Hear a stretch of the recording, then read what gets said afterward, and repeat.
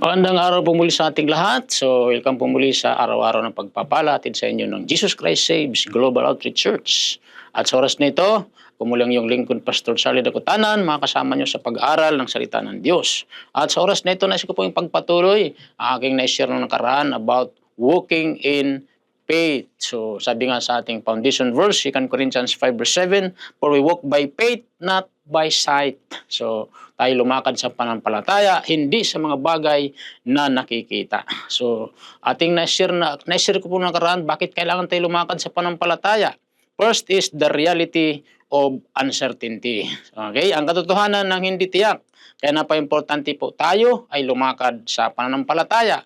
Kasi ang mundong ito, hindi tiyak ang ating mga tatahakin. Isa lang ang tiyak.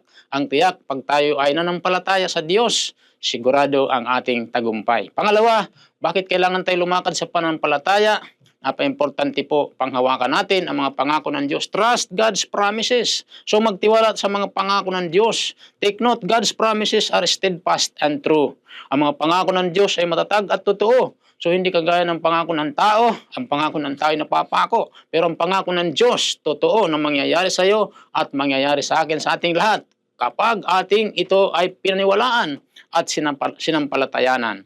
Amen? So take note, when we place our faith in God and His Word, so we can find comfort and confidence in challenging times. Yes. Kapag nilagak natin ang ating panampalataya sa Diyos at ang Kanyang mga salita, makahanap tayo ng kaginhawaan at tiwala sa mga hamon ng buhay. Amen? Romans 4:20-21 sabi, no unbelief made in him waver concerning the promise of God, but he grew strong in his faith, and he gave glory to God, fully convinced that God was able to do what He had promised. So sino po ang sinabihan po dyan, o sinasabi dyan?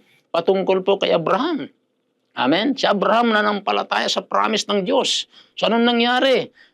Nangyari po ang sinabi ng Diyos sa kanya. Just imagine, 25 years hinintay niya ang promise ng Panginoon. Pero dumating ang panahon, dumating po si Isaac, ang pangako ng Diyos. Kaya sabi ng Bible, si Abraham ay naging father of many nations.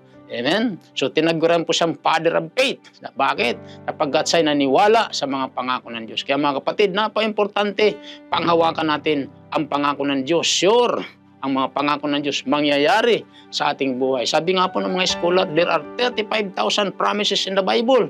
At ang lahat ng mga pangakong ito para sa iyo, para sa akin, para sa ating lahat. Kailangan lang natin manampalataya sa ating Panginoon. Amen. So tayo manalangin, Lord, thank you sa mga salita mong aming napakinggan sa oras na ito.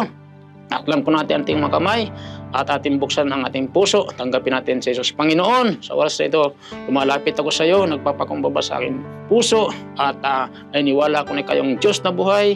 Tinatanggap kita ngayon sa aking puso bilang Lord and Savior ng aking buhay. In Jesus' name, Amen. Amen. Lord, bless niyo po lahat na nakinig ng salita. In Jesus' name, Amen. God bless sa lahat. Bye-bye.